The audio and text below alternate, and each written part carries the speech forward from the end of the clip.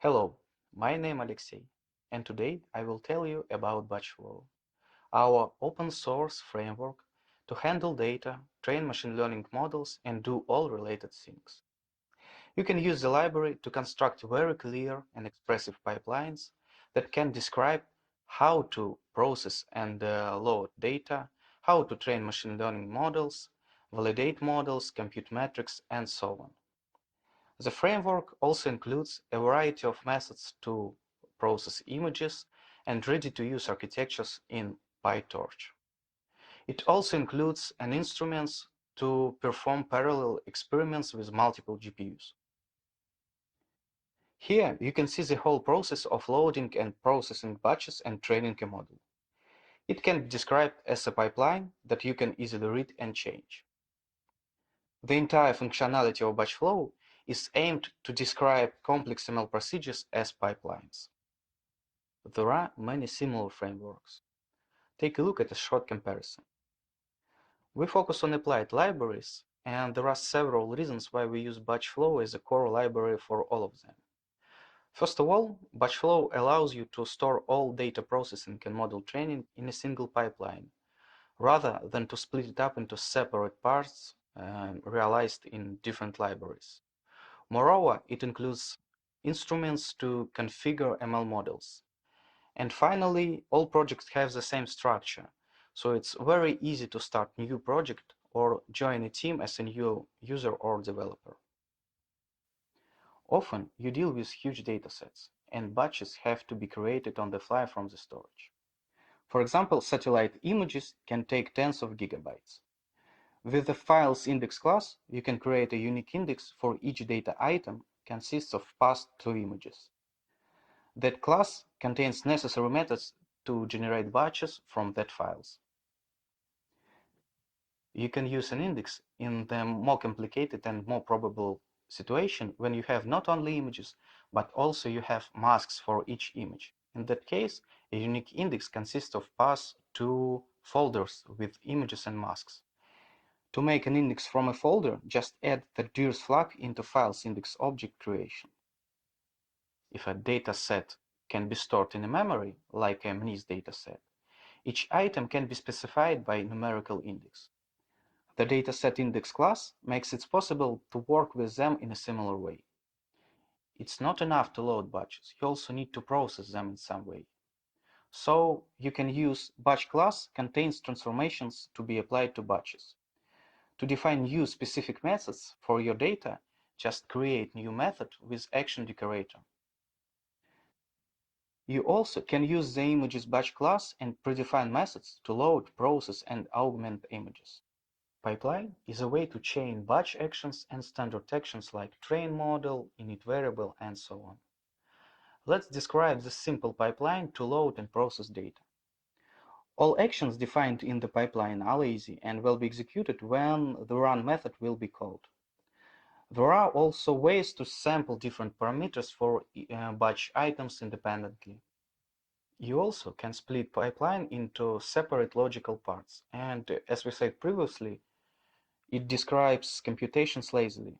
So to execute all of them, just call run method with some specified parameters like batch size or n epochs.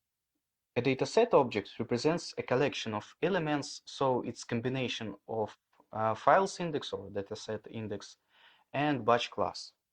And it's also lazy structure, so in general it doesn't store any data, only information about it. BatchFlow includes predefined but not pre-trained model zoo written in PyTorch.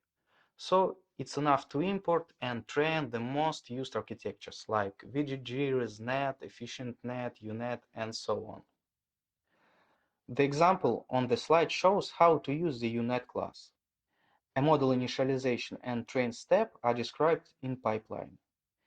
In the simplest case, a model config includes only hyperparameters to configure model's output, but it also can include many other things like learning rate, decay, and so on. For instance, you can even define an entire architecture with just a model config. Here you can see how to describe the unit architecture with one dict. Among other things, you can use BatchFlow tricks to speed up training. For example, you can split batch into parts, accumulate gradients, and thus train a model on large batches. Such a procedure can allow for faster convergence. You also can speedify training by computing gradients with multiple GPUs. BatchFlow also includes research, a submodel to perform multiple parallel experiments with different configurations.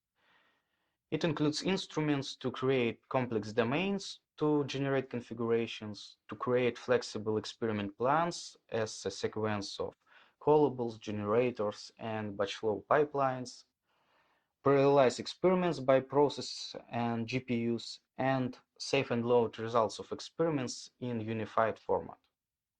Here you can see an example of such research. Here you described experiment plan, and here you run it with several workers on multiple GPUs. You got to know the main ideas and structures of BatchFlow, but it's only the tip of the iceberg. With BatchFlow, you also can speed up training process in several ways, prefetch batches, perform multiple parallel experiments, use monitoring tools to check resources utilization, and easily construct complex sampling schemes. Now let's take a look at an example how we can use BatchFlow in a real ML project. Here you can see necessary import. Here we create our dataset and configure our model. For example, in that example, we want to vary layout of the model and the number of units in the output layers of our neural network. Train pipeline describes our training procedure. Test pipeline describes our inference. And we specify a function to compute metrics on test. Domain is a structure to describe configurations which we want to try with our model. Research is a description of our experiment. Here we say that we want to train model and compute some metrics on test. In run of research, we specify how many parallel workers we want and what GPUs we have. The results of our experiments can be described by pandas data frame. Our main focus is applied libraries, Seismic Pro, Seismic QB, and Petroflow for geological implementations, Reduo and Cardio for medical applications, and so on. And all of them use BatchFlow as a core library. So you also can use BatchFlow in your projects to make them more structured and clear.